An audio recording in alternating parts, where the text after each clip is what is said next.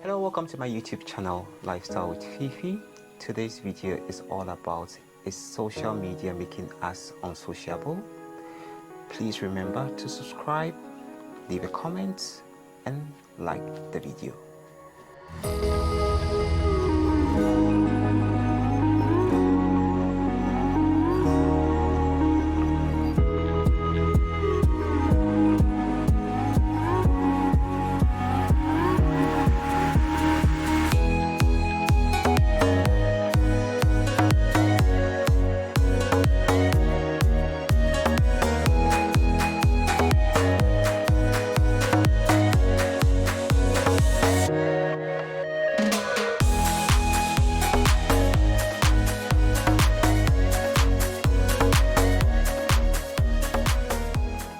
Welcome back, guys.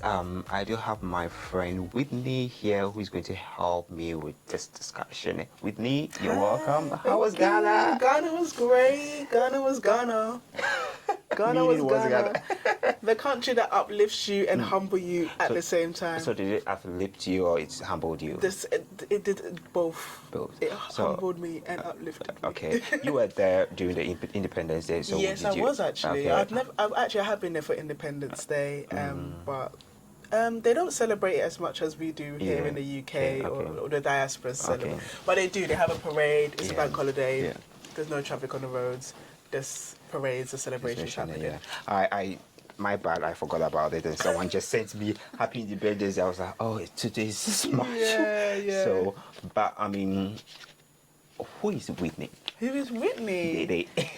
Whitney is a traveler, content creator, extrovert, full of life. I love to experience different things and I love to document it and showcase it to my audience. And that's me in a nutshell. You have a nickname, Gadget Queen. How did it come about? Oh, gadget! Oh, because I love gadgets. I love technology. Okay. I love latest iPhone. Yeah, I can see when you came all your laptop and your tablet. My iPad, my laptop. I'm even like, calm down. Like, obviously, because I traveled, I had my work laptops. I was like, oh, I can't take my personal laptop with me. But yeah, I love gadgets. Okay. So, how is life of a content creator like? Stressful, like fun. But I would say it's very time consuming and it has to be something that you genuinely enjoy. Content creating is about documenting and telling a story to your audience, and you have to always think about your audience. What do you want to show them, and would they perceive it the way you are sending it out to them? Content creating is also thinking the camera has to be on all the time, so sometimes it takes you out of the moment, which is not nice, and you might miss out on some valuable moments because you're seeing things through a camera rather than... So for example, if you're at a concert, you're not actually looking at the artist performing, you're looking through the lens of the camera. You might as well be at home watching it on TV, the same thing, but that's content creating. But it's fun. It's a good way to reflect. Last year, I started doing monthly dumps whereby I put so many videos of what I have done in that month, and I'll watch it back and be like, oh, I did this in June, I did that in September. So I did that, and I find that it's a way of documenting things that you're doing in your life. So yeah, that's content creating. Are you doing it part-time or is it a full-time job? Part-time. I don't know if I would want to do it full-time because it does a lot for my mental health. There's been times when I've had to take breaks from creating content because it can burn you out. So I would love to just keep it as part-time just because I can kind of control and have boundaries with it. But if it's full-time, I feel like it will consume my life. That will be all I'll be thinking about. And then I might put my value on terms of how many likes something got, and I don't want that. How was Channel 4 experience? I watched your... Oh my gosh, are you going to bring that up? Please, Channel 4 is a TV network here in UK. I mean, she was on it in December. Yes, I was. Yes. I was on a dating show called First Dates. Yeah. That was actually quite fun. I filmed it a long time ago, though. Oh, really? About almost a year and a half ago. Oh, really? But they batch create. So they filmed about 12 dates that day, but they only aired about 3 dates. So they've batch created. And because it was Christmas, so we had to wait until the next Christmas for our episode to show.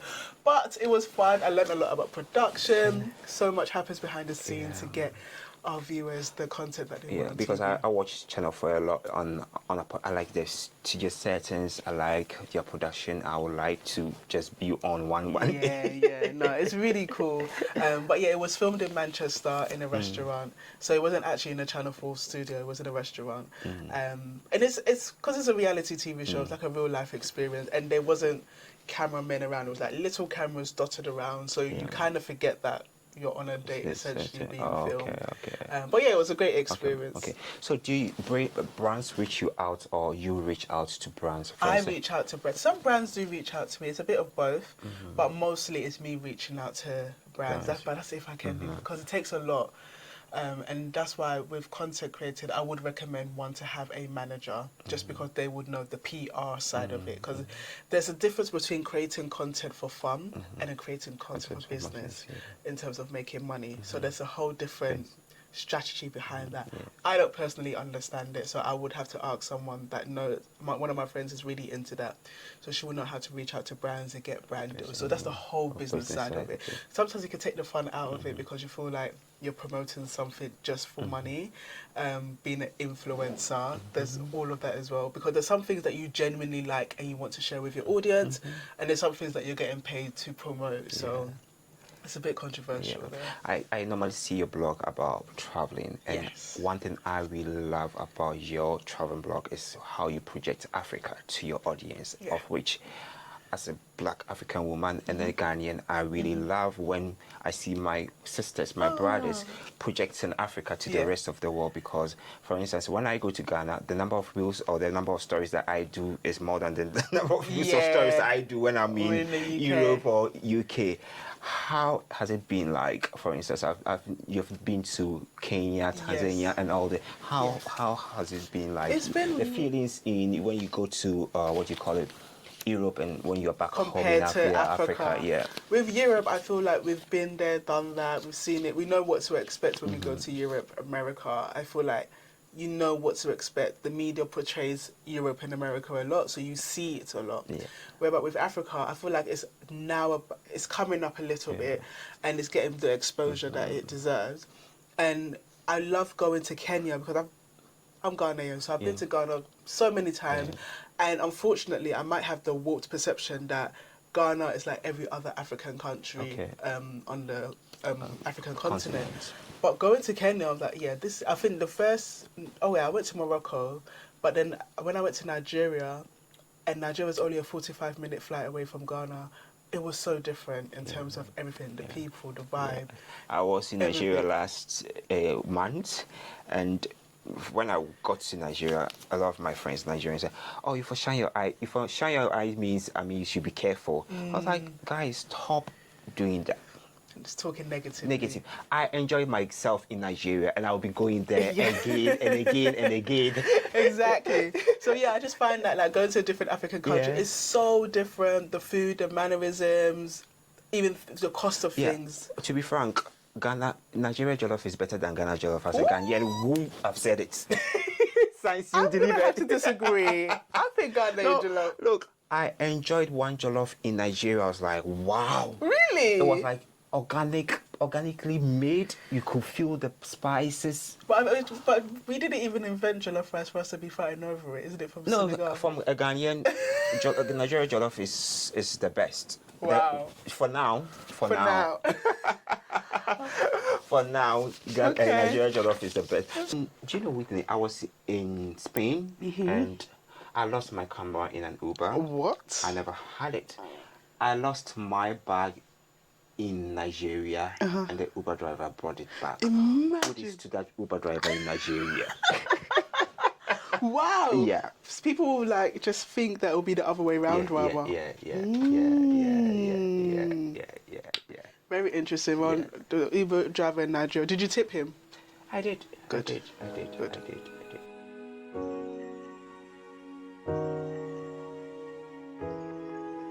So Kenya, going to Kenya, and a funny thing, when I packed to go to Ghana, I never ever pack a jacket or anything. So I would assume that Kenya's gonna be exactly the same. During the night time, it was cold. It was cold. I said, I need a jacket. This is my friend. I was like, I need a jacket. Have you got a jacket you can borrow me? And just shows how diverse Africa is. Yeah. And we need to explore it way more. Yeah, So yeah, I would yeah. love to travel to more African countries Yeah. and see what it's all about. Yeah. But yeah, it's really nice going back to the motherland and seeing See, it from different perspectives. Yeah. I like it. So, Whitney, what problems do you encounter as a content creator? What problem? Sometimes you have a creative block where you don't feel like creating content, you feel uninspired. Yeah.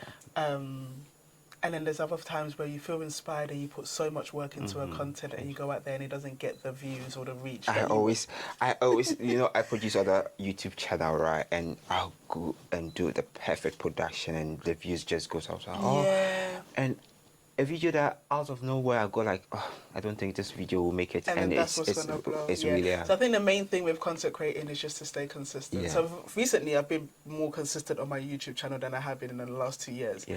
And I get a monthly newsletter from YouTube saying, how many new subscribers you got. Yeah, that's and great. this time it says 0. I was like, well, I've been putting out content, but all the time that I wasn't putting out content, I would get some few subscribers here and there. But I think you just have to be consistent. Yeah. See it more as a journey, as a marathon rather than a sprint. But I feel like, you put so much work into a piece of a reel or a picture and you think about the perfect caption and it doesn't get the reach or the engagement that you wish for it to have. We're talking about branding, right? How does one brand themselves, for instance? So first of all, you need to figure out what is it that you want to perceive yourself as towards your audience. So are you the type of person to speak directly in the camera, or are you the sort of person to do a voiceover, or do you just do typing over? You know, you just have to figure out how are you engaging with your audience. Are you going to be doing the long caption and then just visuals? Once you do that, then you practice whatever it is that you want to do. If you're doing voiceovers, practice doing voiceovers. Voiceovers seem very easy, but it's actually quite hard. Getting the timing right, making sure whatever you're saying is related to what the viewer is seeing. And then, just think about the type of colours that you use. So if you have a certain logo. So for me, people think about yellow when they see me because like bright, happy. So then I think about yellow when I'm trying to create my content, like happy, brightness. So think about the colours, the colour scheme. That's a bit more deeper into it. But then how would your audience recognize you straight away? Sometimes you can see something written in a Coca-Cola text. You wouldn't know it's not saying Coca-Cola, but you know it's the Coca-Cola branding. So always do something like, hi, my name is and I am XYZ. You always say that at the beginning of your video so that people, when you repeat something over and over again, that's when the branding will stick with the audience. Okay, now let's move back to our discussion for today. Yeah. Do you think social media is making us unsociable? 100%. 100%. I think that people think that if they see your story, they assume that everything is okay with you, whereby something might be going on in your life, because it's not everything that you're going to put on social media. You're not going to put your bad times on social media, but people assume that because you're posting, you're fine. It literally takes 2 seconds just to post something on a story or post a picture. So I do feel like people don't reach out. I find that when I've taken my breaks off social media, that's when people reach out to me to see if I'm okay. I could just be taking a break because I just want a break and everything is absolutely fine. But it takes for me not to be on social media for people to be social with me. So I do believe that social media is making people unsociable. Before, when it's somebody's birthday, you pick up the phone and you call them and you wish them happy birthday, or you send them a text message. Now you just post a picture of them and then that's your way of wishing them happy birthday. Okay, let's be frank. When we go out with our friends, right, are we more concerned about the pictures taken, or we are more concerned about the social interaction that we're going to have? I think it's the pictures taken and how it's perceived on social media. Really? I think so. There's some people that they really of like, how are we interacting with each other, but I think majority of the time is how it's being perceived on social media is more important to everyone. Okay, and now let's talk about social media pressure. Okay. Do you believe in that? Social media pressure? Yeah. Definitely. How many followers you have, how many likes you get on a post, how many comments you get. Do you still I don't. I've disconnected from the numbers. I've totally disconnected. Right now I'm trying to disconnect from who doesn't engage. I'm just trying to disconnect with that. Another thing that I've started doing as well is not looking at who views my stories. If you engage with my stories and you reply to my story, then I know you viewed it, but you've engaged with me. You've taken it that step further to reply to it, so that's fine. But now I don't look at who views my story or why did they view this story but not the next story, because then it just becomes a bit too much and too much mental clutter. Yeah.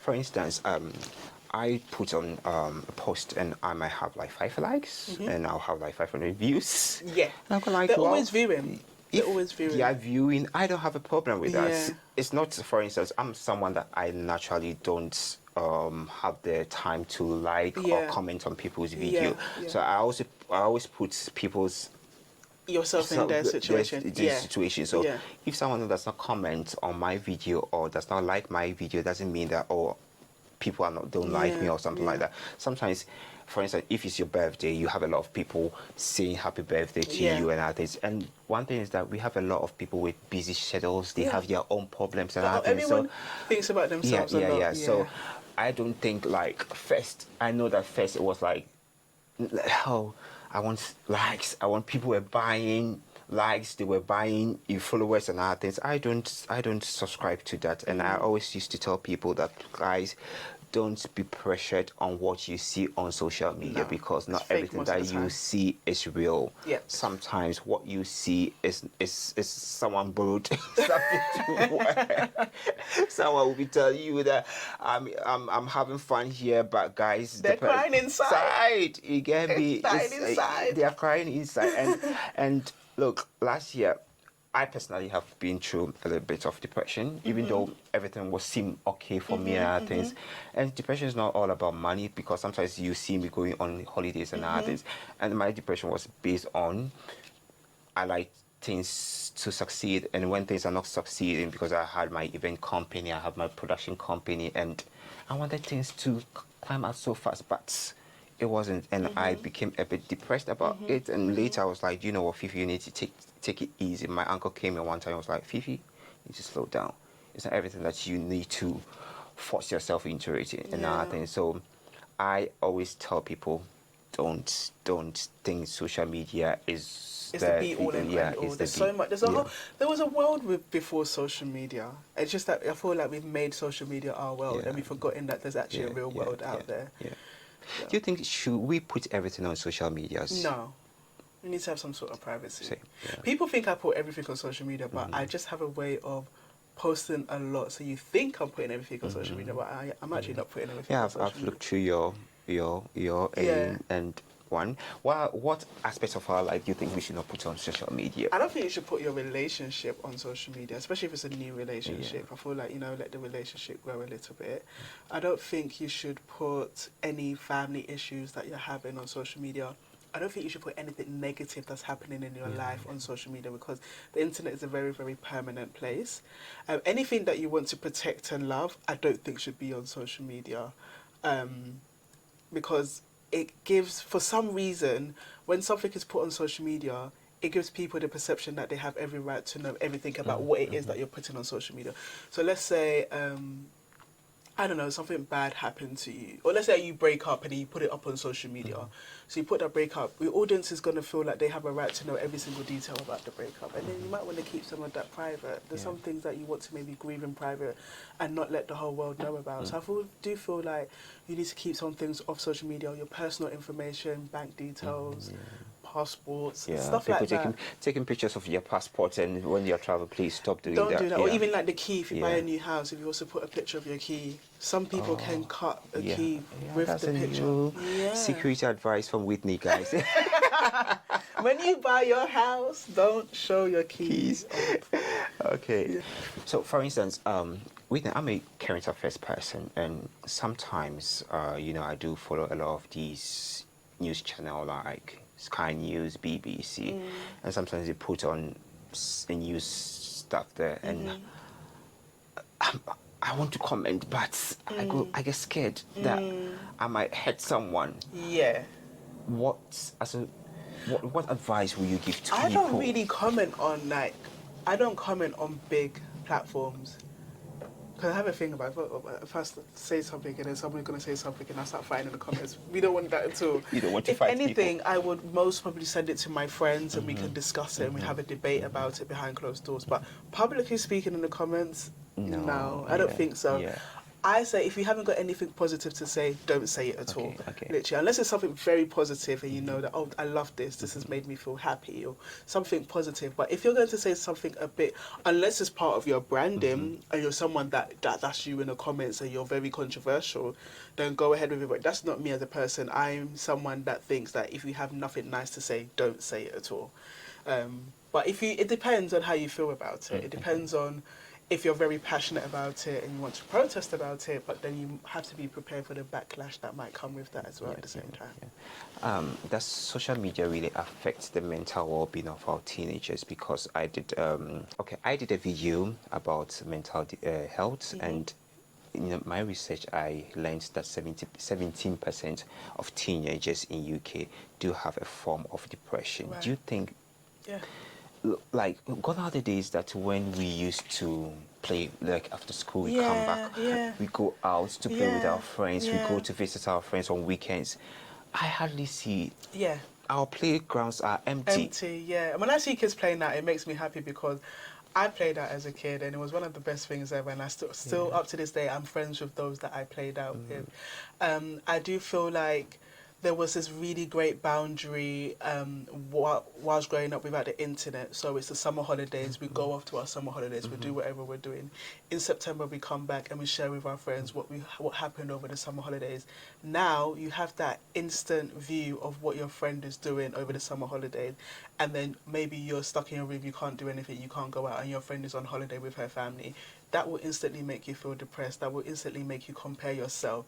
But had you not known about that, and then on the 1st of September when you're back in school and then you're discussing what you did, you would just appreciate the story that your friend is telling you. But because we like to compare our lows to people's curated, highlighted reels. So what people are posting on social media is very, very tactical. They know that this looks good, this makes me look happy, but then you're comparing your low that you're not there, so then they must be doing better than you. But then when you're posting your highs and they're not there, it's the same kind. So that's where depression comes in.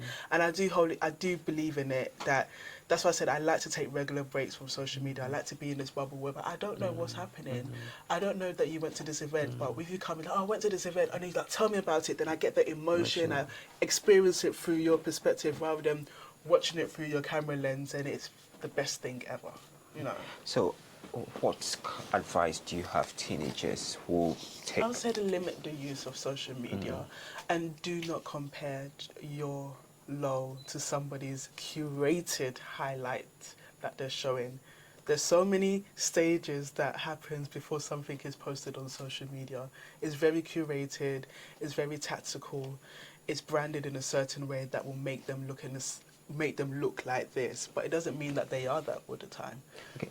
What's your favorite social media app? My favorite? I like TikTok. Oh, I'm new on that. I like TikTok. I learn a lot on TikTok. Okay. I like to learn. And I feel like TikTok is a platform that you can learn so much, and it's very random, but it's most addictive. Oh, really? Yeah, TikTok is... I'm new on it. I got onto it when I started my channel. So why don't I go? Someone told me that, the best place to also push your YouTube channel or your Spotify channel is to go on TikTok. I went there and I could see a lot of likes. I was enjoying the moment. TikTok, you can literally blow overnight. Okay. It's a very weird place, but it's great. I actually particularly like TikTok. And what's your worst social media that you wouldn't? Worst? I don't like Instagram, even though I'm on it. Okay. I just don't like it. Maybe because of the pictures and... No, I don't understand the platform. It's just doing too much. Are you video? Are you pictures? It's kind of become the new Facebook, but Facebook is down and dead. I think Facebook is more of like family. Yeah, but Instagram is kind of turning into that now. Yeah. But it's annoying when I'm off Instagram. If I'm looking for something, I need to be on Instagram to find it. It's annoying. If I want to find a hairdresser, when I was planning my trips to Ghana, I was off social media just before I went to Ghana.